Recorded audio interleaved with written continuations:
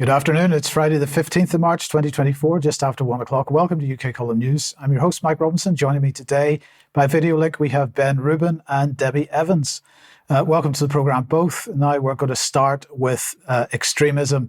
And of course, everybody will know by now that Michael Gove stood up in Parliament yesterday to launch a new definition of extremism for the UK government. Let's have a listen to a few seconds of what he said.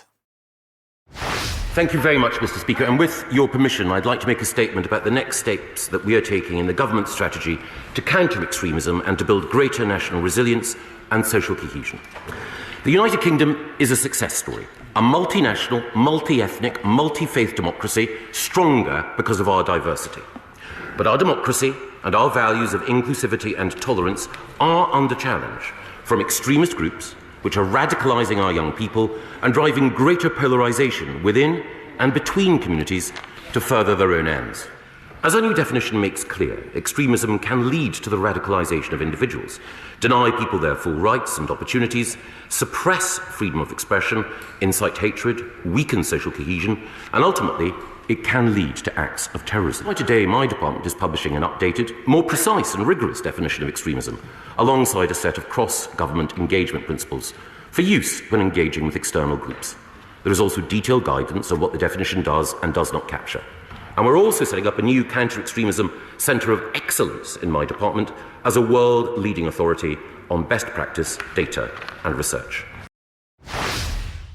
So the important thing to notice here is this is for the use of government and so on. We'll come on to that a little bit more in a second.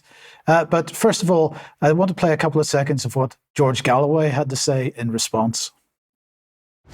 It's quite clear that there's a shared endeavour going on between the two front benches, but as questions have continued, it's quite clear there's unease on both sides of the House on the back benches, and for very good reasons. It is obviously true that this is part of a culture war wallpaper that's being created for the general election soon to come. It's not good enough to say that it doesn't seek to ban or jail anyone. You try getting a bank account once you've been branded by Michael Gove as an extremist. So as I say, this has no legal standing as such, but I think that final point from Galloway is extremely important. And we've seen this type of thing in the past with people being denied bank accounts for being involved with certain types of campaign groups and so on. So an extremism tag is not going to be helpful. And it's not what happens legally here that matters. It's what happens in the corporate world, for example, with social media and so on. Now, the Gove very, very keen to, and he keeps saying it, this is nothing to do with restricting freedom of speech. Well, we'll have a look and see in a second about that and so on. So anyway, before we get to that, let's have a look at the actual definition. So here's what they have to say in the document. The threat from extremism has been steadily growing for many years. While the government and its partners have worked hard to combat this threat, the pervasiveness of extremist ideologies in the aftermath of the terrorist attacks in Israel on 7th of October 2023 highlighted the need for further action. So they say that extremism is the promotion or advancement of an ideology based on violence, hatred, or intolerance that aims to. Now, before we look at the aims, of course, there's quite a bit of difference between violence, hatred, and intolerance. Maybe we can talk about that a little bit later and an extra. But anyway, that aims to, 1, negate or destroy the fundamental rights and freedoms of others, or 2, undermines, overturns, or replaces the UK system of liberal democracy and democratic rights. That's an interesting one. Or 3, intentionally creates a permissive environment for others to achieve the results in 1 or 2. So they go on then to look at the aims that may be involved here. So aim 1 that they define is negate or destroy fundamental rights and freedoms. And they say behaviour against this, they define this as behaviour against a group or members of it that seeks to negate or destroy their rights to live equally under the law and free of fear, threat, violence and discrimination, including, for example, using, threatening, inciting, justifying, glorifying, or excusing violence towards a group in order to dissuade them from using their legally defined rights and freedoms. Aim 2, they define as undermine, overturn or replace liberal democracy. And they say that this is all about attempts to undermine, overturn or replace the UK system of liberal parliamentary democracy and democratic rights, including advocating that the UK's parliamentary democracy and democratic values and rights are not compatible with their ideology, and seeking to challenge, overthrow or change our political system outside of lawful means. And the first point I would make here is that, of course, this might be viewed as looking at things like Islamism or similar types of ideologies. But of course, I would make the point that the parliamentary democracy that we have at the moment is not compatible with our constitutional arrangements. And so does this apply to people that are campaigning for a return to the tenets of the British Constitution? Well, let's see what else they say here. Let's move on to the next one. So aim 2 also includes using, threatening, inciting, justifying, glorifying or excusing violence towards citizens. Fair enough, in order to dissuade them from participating freely in the democratic process. But of course, we've got to see this in the context of the narratives that have been built over the last few days and weeks about threats to members of Parliament. And therefore, we are not allowed to, we want to prevent people from protesting outside of constituency offices, for example.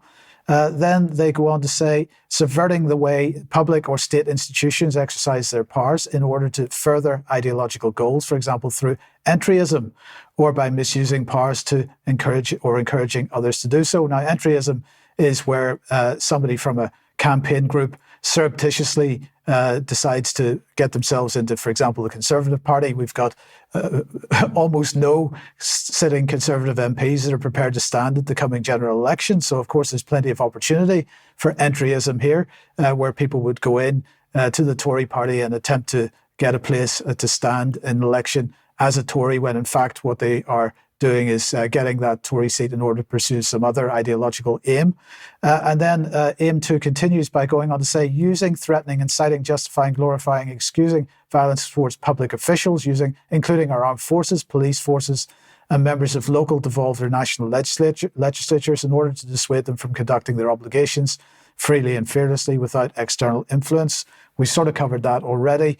And here's the kicker for me: establishing parallel governance structures which, whether or not they have formal legal underpinning, seek to supersede the lawful powers of existing institutions of state.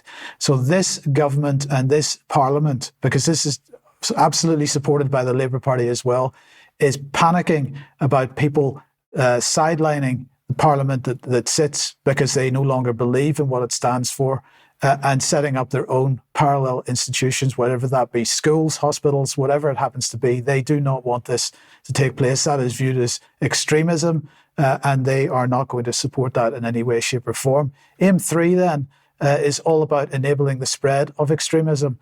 And they define that as intentionally creating a permissive environment for behaviour in Aim 1 or Aim 2, including providing an uncritical platform for individuals and representatives of groups or organisations that have demonstrated behaviour in either Aim 1 or Aim 2. This doesn't just apply to Islamism or whatever your bête noire is of the day. This applies to everybody. It goes on to say the dissemination of extremist propaganda and narratives that call for behaviour in either Aim 1 or 2.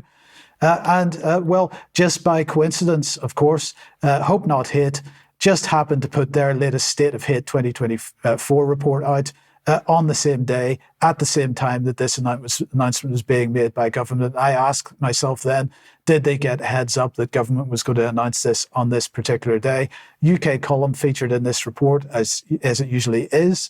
And I just want to mention this article here from David Frost, the former civil servant. The fight back against people who hate Britain has begun. This isn't just about people that would be classified as hating Britain. This is about people who actually hate, if hate is a word that you want to use, what our parliamentary democracy has become, and want to do something about it. So let's put that back on screen for a second and look at what he had to say. He says, none of this has legal force. It's guidance for government, nor is it about freedoms for speech.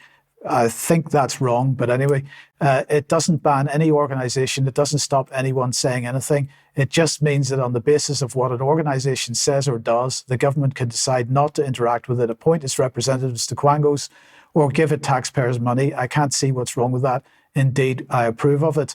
Well, actually, I believe it is all about freedom of speech. And again, just by coincidence, Ofcom publishes this at the same time. Encountering violent online content starts at primary school. And of course, this is all about extremism in schools. So lots of things going on at the same time. But Ben, I'm very interested in your thoughts on this, because it seems to me government is using the smokescreen of extremism from the usual groups to cover something which is actually much more broadly based. Hey everyone, I'm Ben. I'm an extremist, according to Michael Gove. I think they're panicking. I think that building parallel systems is the route out of this craziness, and I've been doing a lot of work around this, over the past few weeks. So to see that pop up yesterday was kind of remarkable, actually. And yeah, it's not about protecting anybody. It's certainly not about protecting children. It's about maintaining the status quo. That's all it is. And suppressing fundamental rights and free speech and all of the things that we rely on for a well-functioning civilization. I mean, what do you? I didn't agree with Galloway about his point about this just being something with respect to the election, because, as I've said, this is something which is supported by both parties. There's nothing to differentiate between them here, so it's not going to become an election issue. But his point about bank accounts, and the fact is that once you get on one of these lists, it starts impacting your life. This is a tricky area.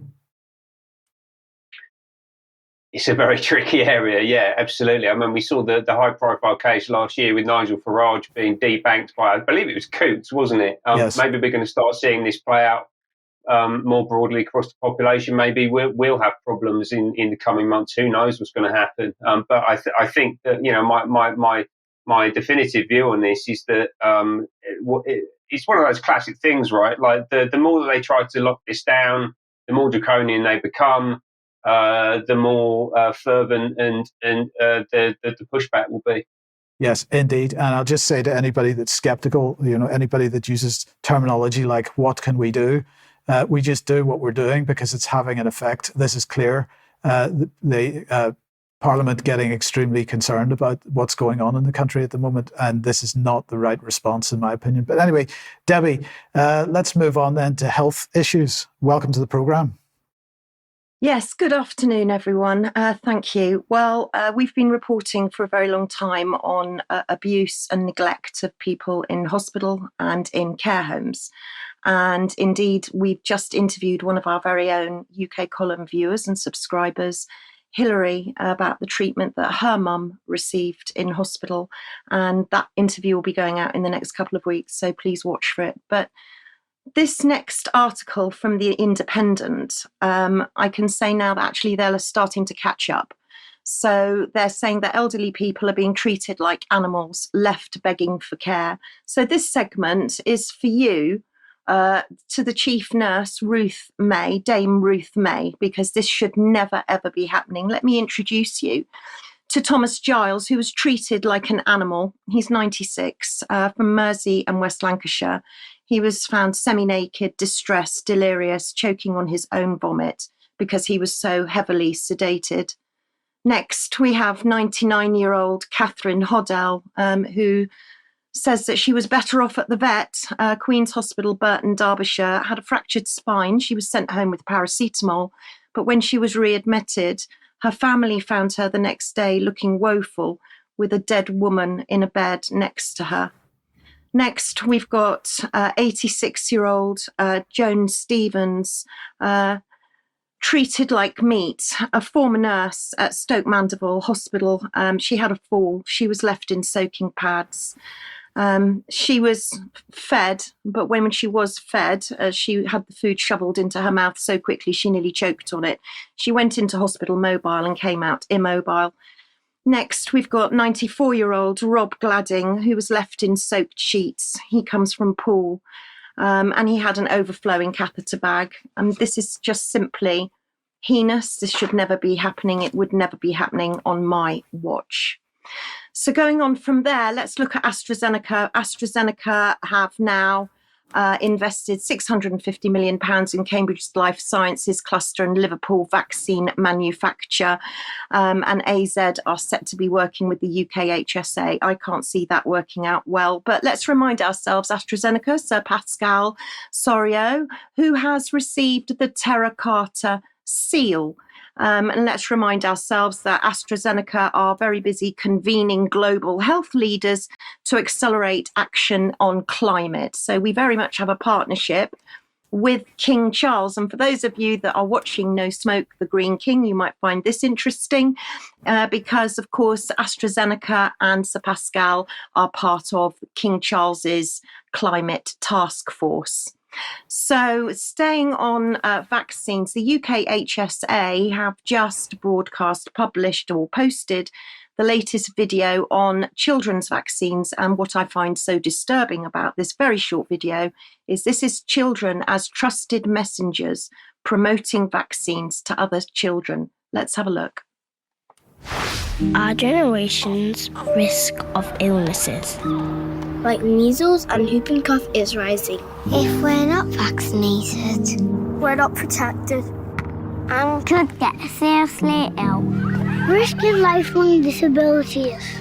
Are your child's vaccines up to date?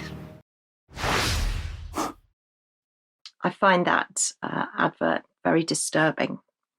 And just to conclude this health segment, Sir Christopher Whitty, our Chief Medical Officer, has been popping up again at Gresham, and he's been delivering a lecture this time, as we had warned you just before Christmas.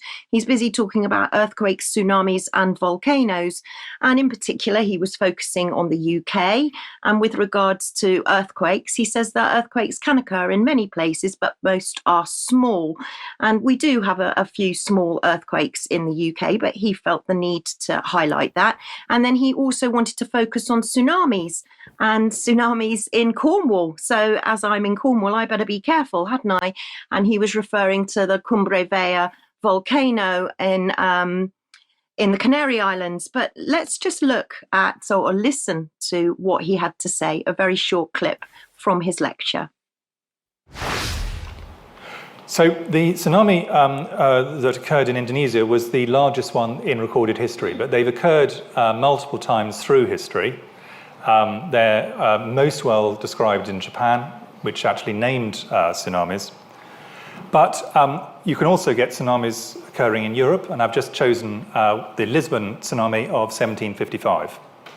So this was a major earthquake followed by a tsunami, and the tsunami went through Portugal, out to the Azores, went along North Africa, France, and actually hit Cornwall, where it was described as having a wave of about 3 meters, still very large, and great loss of life. Numbers are not clear. So you can certainly get tsunamis affecting here. In deeper history, we've had very major tsunamis occurring in the UK, for example, from landslides in Norway, falling off large mountains. The Canary Islands, in theory, could cause a tsunami at the other side of the UK. So any country that has got a coast potentially is at risk of tsunami from somewhere else. Debbie, I think that Chris Whitty, as Chief Scientific Officer, should be more worried about the tsunami of poo that comes out of our water companies these days. I have a lot to say on poo. Maybe we can talk about it in extra. But what does Chris Whitty know that we don't, perhaps? Good question. Okay, now, Ben, let me welcome you back to the programme then. And we're talking about AI, but we're beginning with Tortoise Media. Going on at the minute about AI. What is it? How do we deploy it? And how do we regulate it, importantly? Tortoise Media are right in the centre of this, and they're right in the centre of a lot of the discussion going on in the country at the moment. We're going to be talking about them quite a bit this year. So they're a new news business set up in 2018 by a bunch of former BBC and Times newspaper people. Their mantra is slow down and wise up. The idea is that this is a counterpoint to the rapidly accelerating 24/7 news cycle. It's actually, kind of what's required, but unfortunately their editorial direction is certainly not one that we'd agree with. And actually, this is really a way of buttressing and reinforcing the rapidly deteriorating globalist mainstream media narrative being put forward by people like Michael Gove. So they're a modern media org. They've got a website, as you would expect. You can look at articles, podcasts, videos, books, stores, basically what UK Column are doing, but with a very different editorial line, as I was saying. I believe that the tortoise name is a reference to the mascot of the Fabian Society, which was used up until the 1960s. And the Fabians are a not-so-secret society of Marxists working to implement a single global government. Sounds very familiar, doesn't it? They're funded, extremely well funded. Right. Sorry, Ben, just to clarify, this is Tortoise funding, not Fabian Society funding. This is Tortoise, yes, exactly. Yeah, this is Tortoise funding through strategic partnerships with a bunch of big international corporations and government bodies. They sit right in the thick of this bunch of international money. As I said, they were founded by a load of ex-BBC people, including this guy, James Harding, who we can see on stage here on the left-hand side. He's the editor-in-chief, and he's here hosting the Tortoise Responsible AI Forum at Waddesdon House near Aylesbury last week. This is a big showpiece conference, one of a series that they host under the responsible theme. So it's responsible AI, responsible investment, a whole bunch of other themes. We actually spoke about responsible investment one towards the end of last year. And regular viewers will remember James Harding from Gold's House in Davos. And here he is stood in front of Satan, as we've spoken about extensively on the show over the past couple of months. Now, on stage alongside him, they had a real stellar cast at this event last week. So the first person of note was Meredith Whittaker, the president of Signal, the non-profit messaging app, which I've actually heard is backed by the FBI.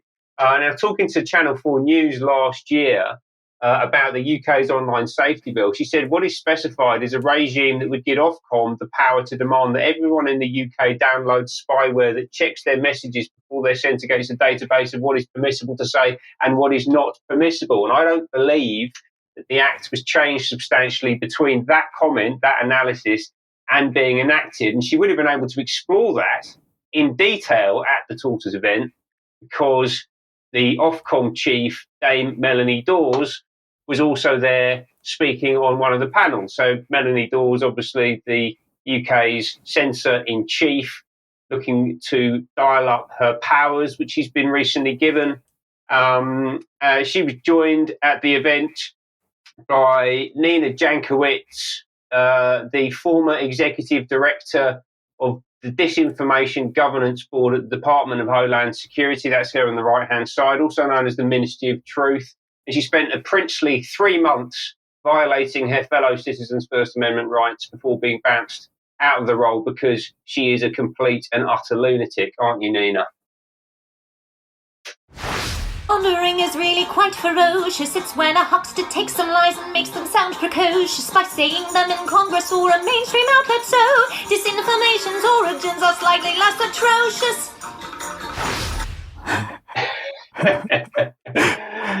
Oh dear, that's a slightly longer video, but it got cut off for some reason. I don't know why. So Nina, you're a nutter, but you spend your time, and this is the provenance. These are the people getting invited in by Tortoise and a whole bunch of other people to talk about the regulation of artificial intelligence. But then, as an extension of that, free speech, how society runs, and there are a bunch of highly strung liberal women at the centre of this discussion. Nina Jankowicz is just an exemplar of that, and she goes around nowadays speaking at events like this one, how to be a woman online. You've got to deal with gender, digital hate, harassment, and violence. So there's this idea. I think it was actually we saw it in the one of the videos shown earlier. This idea that what you're encountering online is violence or hate. It's not violence. It's derision. Nina, we're laughing at you and we're picking holes in your absurd, poorly informed worldview, and you hate that, which is why it feels like hate. Yeah. Who else was there? Imad Mostak, the CEO of Stability AI, one of the big AI companies, who had a bit of a drama this week because they were caught stealing data from a competitor. Yeah, and actually you can see here this little quote from LinkedIn. The entire business model for AI is based on copyright infringement, right? So this company had actually hacked into one of its competitors' platforms to gather information. Not very responsible, right? But he's being invited to these events, right? And nobody was talking about this at the event, so far as we know. This is all done behind closed doors, by the way. Like, there's no recording of these discussions. We don't know what was agreed, what was specified, what plans were set out. It's extremely unaccountable. Who else was there? Finally, last but not least, Matt Clifford, who I spoke about last week, is the chair of ARIA, the UK DARPA, who's working to radically transform the lives of your children using a bunch of your taxpayer money. And just this week, ARIA has announced a new £42 million fund to redefine the current compute paradigm and deliver AI at 1,000th of the cost in order to facilitate the global digital control grid that these people are building and that they're getting together at Waddesdon House to talk about. Yeah, lots of big conversations going on behind closed doors, but who's controlling it? As we said, this was at Waddesdon Manor. This is a palatial pile in Buckinghamshire, which is owned by the Rothschild Foundation.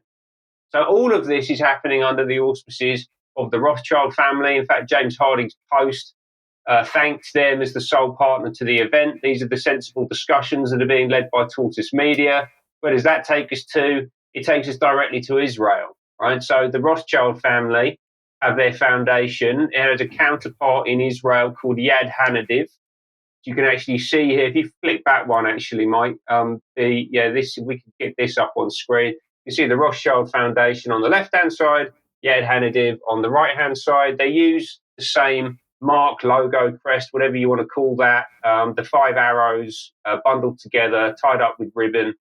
That is the Rothschild Foundation. And Yad Hanadiv paid for the design and the build of the Israeli Supreme Court. You can see here from the Israeli Supreme Court website, Lord Rothschild, recently deceased, second from the right, in this portrait by Paul Benny, the British artist, and also included in here have a bunch of Israeli leaders, Shimon Peres, Yitzhak Rabin, Isaiah Berlin, and others. And here we can see the final completed Israeli Supreme Court in the foreground, including what appears to be a Masonic temple on the left-hand side, right? Like the pyramid with the eye. There's an enormous amount of symbolism inside this building, as well as the Knesset in the background, which is the Israeli parliament, which was also funded and built by Yad Hanadiv, meaning that these buildings, the state they represent and the powers behind them appear to be directing and controlling Tortoise Media and all of these discussions around responsible AI investment, politics, democracy, whatever it might be, that are going on in the UK right now. Just to correct one thing there, Ben, you said FBI funding Signal. It was the CIA were funding Signal. So Signal was set up originally with CIA seed money in order to create a private messaging network that could be used by CIA assets in foreign countries for regime change operations and things like this. But the CIA has actually removed its funding at this point, and so Signal is perhaps got a slightly shaky financial future. But anyway, we can talk more about that in extra as well. Now, to talk about AI regulation, let's look at what the EU announced yesterday, which was the adoption of its new, what they describe as landmark law called the Artificial Intelligence Act. Let's just have a look at what the Internal Market Committee's representative is saying about this. Thanks to Parliament, that's the European Parliament, unacceptable AI practices will be banned in Europe and the rights of workers and citizens will be protected. The AI office will now be set up to support companies to start complying with the rules before they enter into force. We ensured that human beings and European values are at the very centre of AI's development. So if you want to know a bit more about this, they have another article here on their website, which is entitled EU AI Act, First Regulation on Artificial Intelligence. They talk about unacceptable risk. And they talk about one unacceptable risk, which is absolutely banned under this act, is cognitive behavioral manipulation of people or specific vulnerable groups. And they give an example, for example, voice-activated toys that encourage dangerous behavior in children. I'm going to give another example. Would it rule out what SpyBee did in the UK during COVID, which was to use the media to increase a sense of personal threat. This is exactly what the EU has apparently banned now with respect to AI, but that doesn't stop it happening, of course, in general.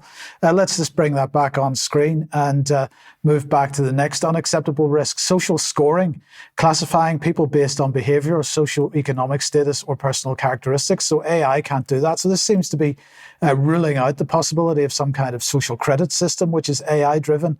But I would just bring Michael Gove on screen at this point, because, of course, social scoring might be perhaps whether you're identified as being an extremist or not. But apparently in the EU, AI is going to be prevented from doing this, but not in the UK, I would suggest, because we don't have any of this kind of regulation. The next unacceptable risk: biometric identification and categorization of people, and real-time and remote biometric identification systems, such as facial recognition. We're running as fast as we can in this country to implement this kind of stuff. But the EU has apparently banned it. I will believe that when I see it, but that seems to be in the act at the moment. But what are we doing here in the UK? So let's put that back on screen and have a look at what the Council for Science and Technology and also the US equivalent at the Office for the President of the United States are up to. They're saying that they've issued yesterday a joint statement on science and technology, and they're saying the world faces complex and interconnected risks, from climate change to biodiversity loss to aging societies. The COVID-19 pandemic illustrated the complexity of hazards that transcend national borders and the critical role of science and technology in identifying, preparing for, and mitigating global risks. They went on to say that the two organizations in this joint statement thus met on the 14th of March 2024 in Washington, D.C. to discuss matters of shared interest. We focused on the role of science and technology in responding to global challenges and the potential for the UK and USA to deepen cooperation around emerging technologies such as artificial intelligence. And they also said that they recognize other topics of importance to the bilateral UK-US science and technology relationship, and identified the following areas of mutual interest: energy security and climate change, healthcare, synthetic biology, public trust and engagement with science and technologies. That last one is really particularly interesting because, again, they're really concerned the public are not trusting they're being told with respect to science and technology. But the underlying undercurrent of all this is artificial intelligence. So sticking with the UK then, the AI agenda is moving on because the EU may be trying to regulate to some degree, but in the UK we're not. So we are now using AI fraud detection tools with respect to sanctions. So they're looking at 18,000 sanctions records, including those issued in response to Russia's invasion of Ukraine. And therefore, they're going to be using AI to look at 1,000 World Bank debarment records as well, including entities debarred from World Bank contracts. And they're going to use that AI to try to track what's going on there. But the question is then, what should the UK government be doing with respect to AI?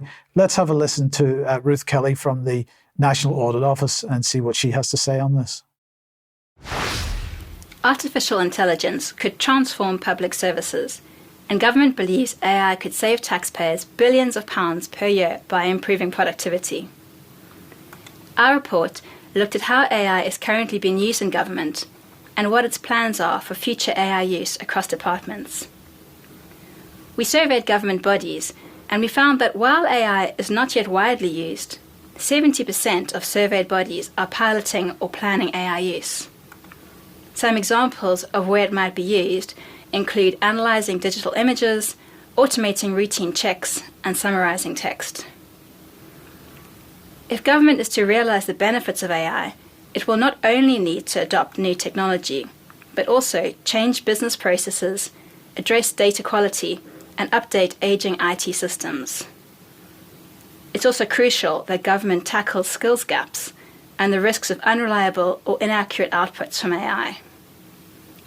We're recommending that government's overall programme for AI adoption is ambitious, and that it supports this programme with a realistic plan to tackle barriers to AI's use. So they're aiming for an ambitious use of AI within government, and you'll notice there that she mentioned specifically analysing digital images. Would those be facial recognition images? She didn't specify. We'll keep an eye on this. We'll talk a lot more about this in Extra. Okay, let's move on. If you like what the UK Column does, you would like to support us, please go to support.ukcolumn.org. All the options for helping us out are there. And we do need your support to keep doing what we're doing. So please head over there if you possibly can. You could pick something up at the UK Column shop. But please share anything you find on the various platforms, especially ukcolumn.org, ukcolumnextracts.co.uk. Debi, your new blog is up. Yes, and that actually tandems in very nicely with the last segment that you did, actually, Mike, on AI, because are hospitals going to be automated in the future? Will we see the presence of human beings in hospitals? Maybe not. A little bit about parrot fever. NHS staff are now blaming us, the public, for discrimination. And also, if you do happen to be a shopper at the North Face and you want 20% discount, you'll now have to take an ethnic and diversity course before you're allowed the discount to your shopping. And more. Okay, thank you, Debi. And just final thank you to everybody that signed up for the Climate Science Masterclass with David Siegel. You can find out more about that at climatecourse.ukcolumn.org. But anybody that has already got a ticket for that, he will be in touch today or tomorrow with more details. As I say, we're opening a second time slot. So Tuesday, 7 p.m. is as planned. Is the first time slot. There'll also be a Thursday time slot as well.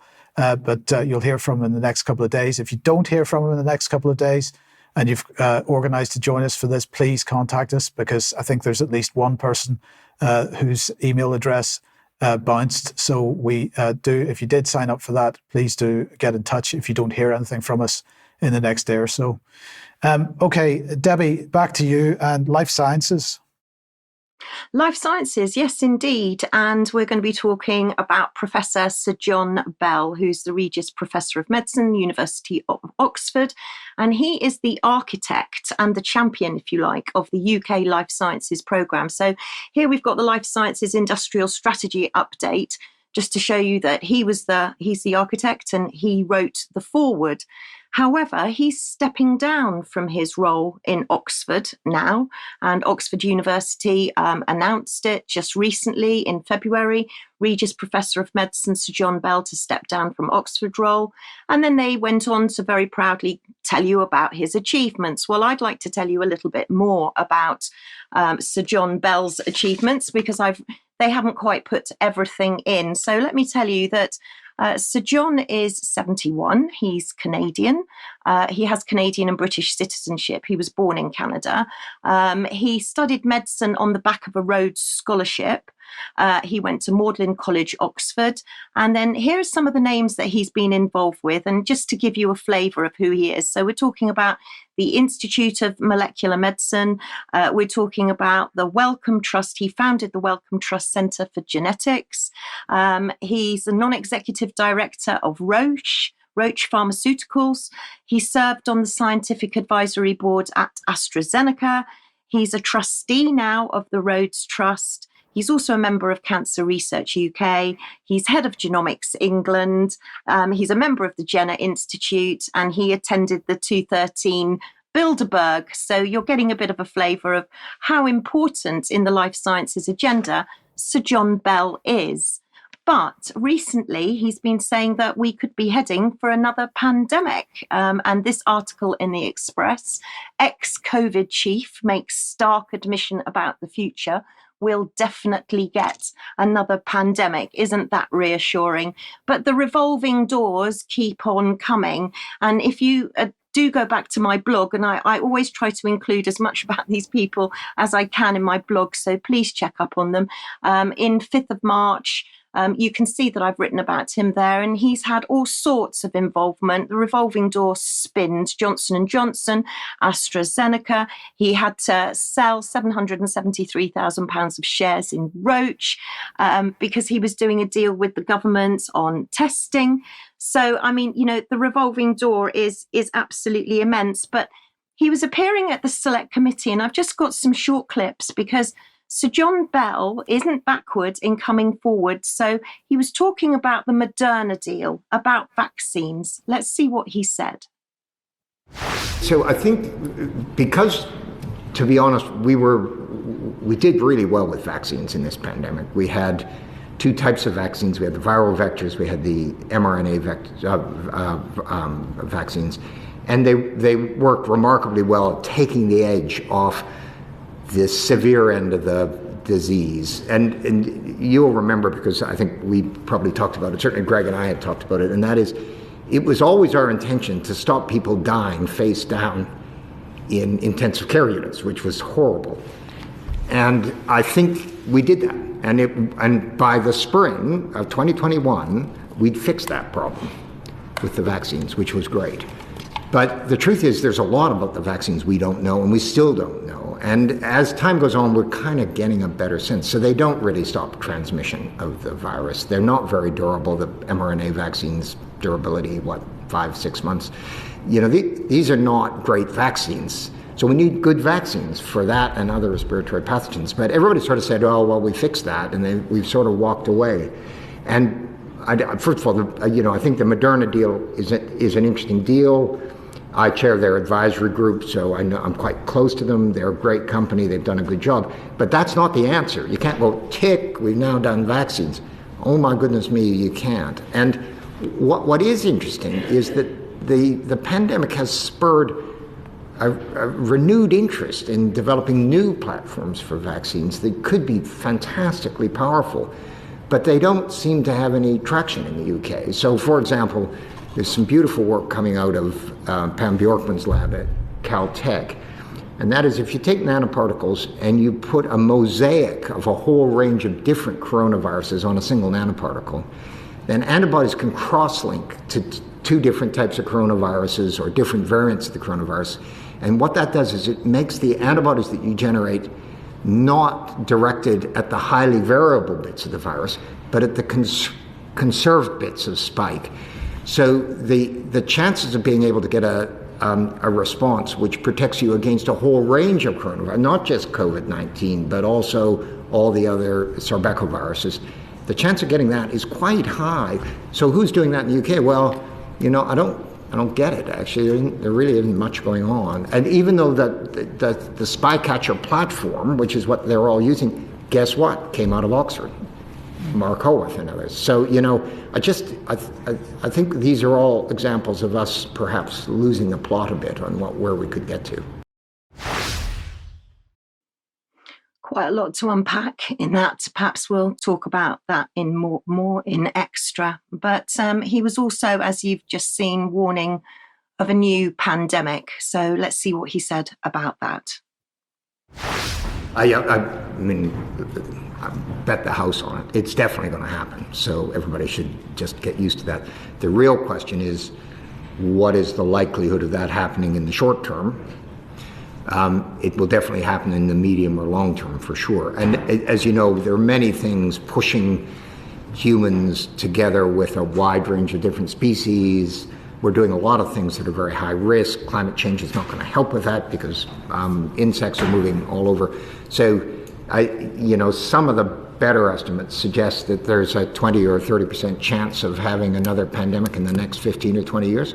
That's a big number. Now, whether it's a really profound pandemic or one that's not so bad, I think we have to wait and see. But it seems inconceivable to me that we won't have another big event. Sorry, Debbie, I'm trying to keep my face straight here. Insects are moving all over, yeah, including into our food supply. I mean, this guy is off his head.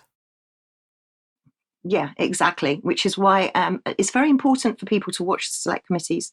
And it's why we try to watch them and pick them apart, because clearly he's lost the plot. He admitted it. He's lost the plot. My next clip, what I'm going to say to everybody watching is, do not adjust your sets. Don't reboot what you're watching. Don't adjust your volume. There is a reason that I'm showing you this next clip, because I have a lot of questions for Sir John Bell. And when he starts talking about the MHRA, my ears prick up. So let's see what he said about the MHRA. In many of our inquiries, we've looked at the regulatory framework, and of course that the flexibility has really enabled the work to come forward to get a vaccine into people's arms quickly. What has happened since, and what does have to happen to ensure that we've got that future preparedness in the regulatory framework? Yeah, again, regulator did a great job. I think there's no question MHRA was a stunningly good regulator. But as you also know that because of they moved the EMA to Europe, the regulators actually lost quite a lot of resource. They shrunk their capacity. And one of the things that I'm very worried about is we're now subcritical in terms of the number of people we have with bums on seats in the regulator.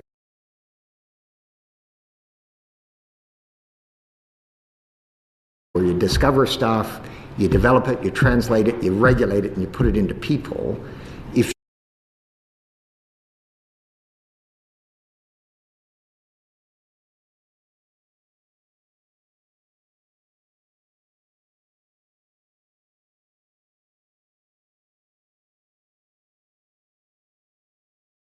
you do need resource for a regulator to work in this modern world, and I think we do need to look quite hard about whether we are giving them enough resource to keep them in the right place.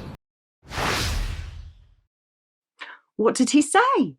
What happened? So thank you to Kenny from our technical team, who sent an email and said that we were watching the Health and Social Care Committee, and it went blank and what was happening, and there was no sound. We'd gone to look for the transcript of the meeting, but we couldn't find it.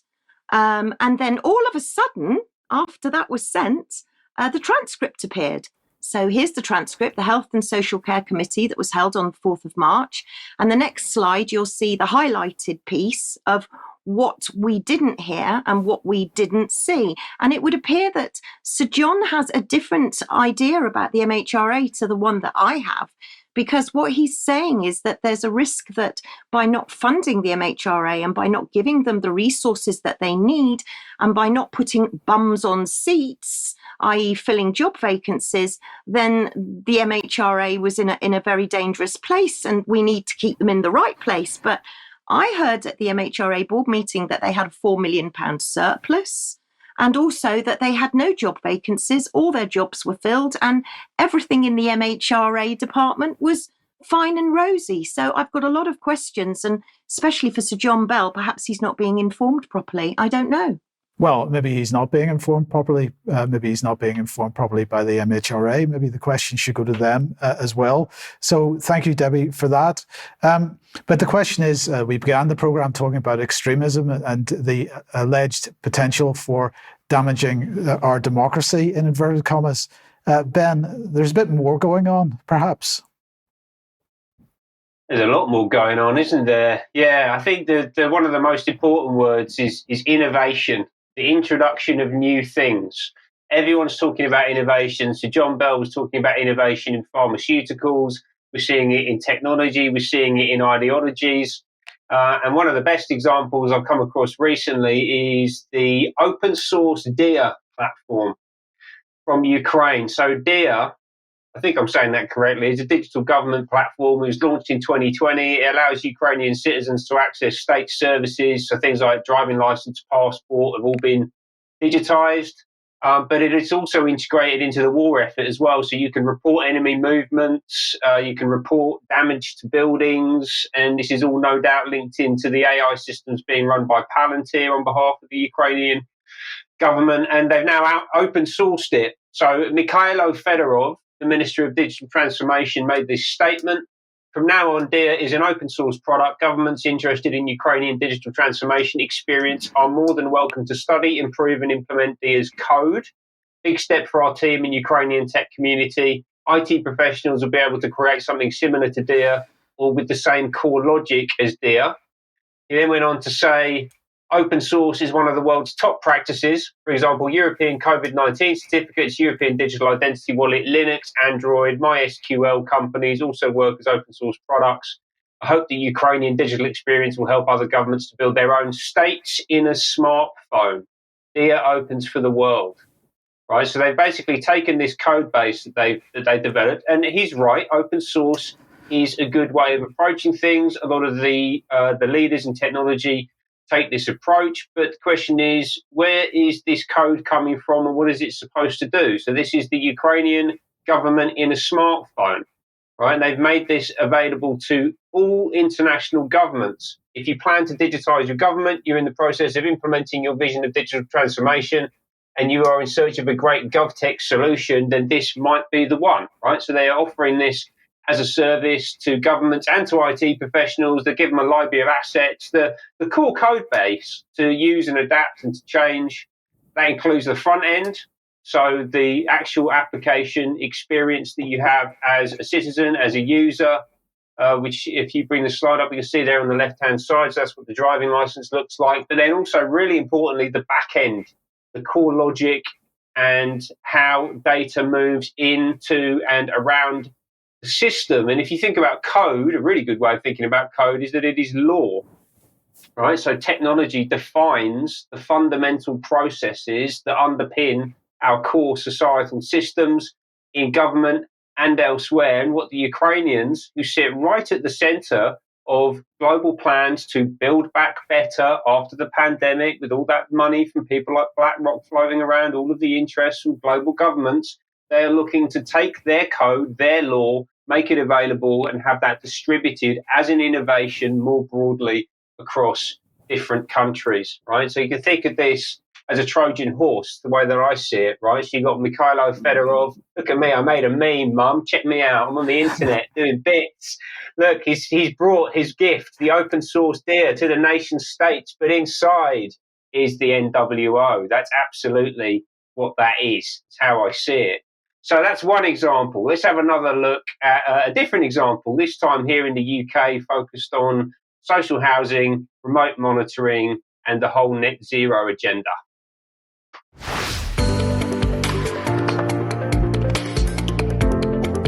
We're really delighted to have been selected to be on the Diatomic project. It's given us an opportunity to move into a slightly new direction and develop our product for social housing in Birmingham. We're both from Birmingham, and it's a Birmingham-based company, so we're really excited about doing that. The Osmium system allows managers and engineers in a wide variety of companies to remotely monitor and control their equipment without having to be physically present. I approached my co-founder Ulf in 2018. We'd taken on a fleet of wind turbines which needed a remote monitoring system, and we created the monitoring and control system that we needed and called it Osmium. We decided to take that out into wider industrial settings, monitoring and controlling automated equipment. One of the main benefits of having the capability to monitor energy in real time is cost, because as we all know, energy prices went sky high, so everyone has become more conscious about their energy use. Birmingham City Council has identified some flats and some houses in East Birmingham where residents have kindly agreed to let us come in and evaluate the effectiveness of retrofit measures that the council are taking. And we will be monitoring the usage before, during and after the retrofit to see how effective it's been. The user interface that we have designed has two parts. One is showing the live data, and the other part is showing historic data in forms of charts or tables, and you can choose, do you want to see what happened today or last week or last month, last year. You can see if you have used energy in the wrong way at the wrong time. So when we deploy Osmium for energy monitoring, it's usually in the context of a consumer unit like this. We simply insert for each circuit a pulse meter, a contactor, and the Osmium device, which communicates with the internet, so that engineers and managers can keep track of energy use and control circuit by circuit when that circuit's on. There's a remote monitoring device, and we talked last week about the Connected Places Catapult and the global digital control grid for cities. Well, here you can see it playing out in real time. This is being built currently in the West Midlands under the auspices of the West Midlands Combined Authority, whose Mayor Andy Street we spoke about on the show last week. You've also got Birmingham City Council in there, the Connected Places Catapult that I talked about last week. It's all about social housing, connecting it up to a digital monitoring system. And you can see how that would play directly into, for example, the NHS Virtual Ward Initiative that we spoke about again last week, right? So this is the control infrastructure for this system that they're building. And it's being pushed out through these innovation accelerators. They're all around the country. There's a big push towards this. Plexel, the UK Innovation Lab based at the Olympic Park, have been talking about this week. They're actually very excited because Plexel CEO Andrew Ruffin, we can flick on, there's a little statement here. He's going to be on stage next Wednesday on the 20th at the Connected Places Catapult Connected Places Summit. So he's going to be talking about the importance of innovation clusters, and he'd know quite a lot about that, given that he runs a innovation lab for the UK government. He's a really interesting character, actually, Ruffin. And I'm talking about innovation, and we've talked about DIA and digitised state and these new digital monitoring systems that are being rolled out.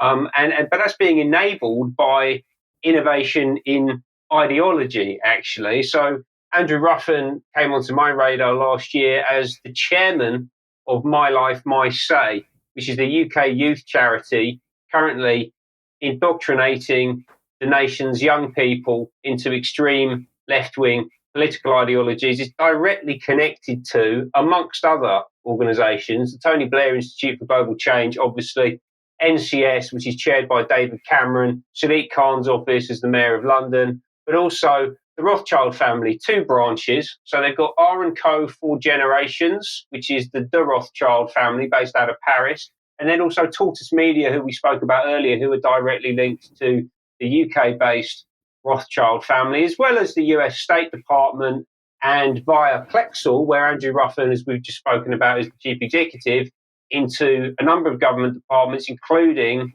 the Secret Intelligence Service, MI6. So these are the people, these are the organisations, these are the vested interests coordinating and pushing this whole agenda forward. I just want to reference how I think they're going to do this. We talked a lot about democracy and the rule of law and all that kind of thing, extremism earlier on today. Well, MLMS, I believe, is working night and day to derail our democratic process. They ran this event in 2021 called the Common Futures Forum. Note the language, common futures, common purpose, all this stuff ties together.